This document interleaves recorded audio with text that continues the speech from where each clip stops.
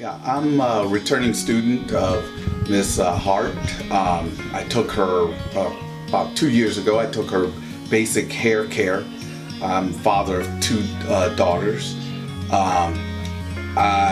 After taking her basic hair care, I felt confident enough and to take care of their hair on my own, and to learn the basic stuff that I needed to know in order to get their hair under control.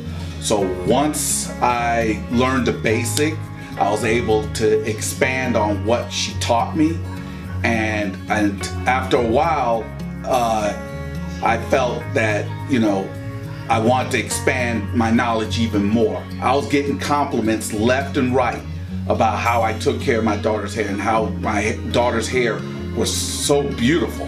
And those compliments were enough to encourage me to go ahead and expand my knowledge. Both African American and Latin, it's not that easy when you have those different type of textures to deal with.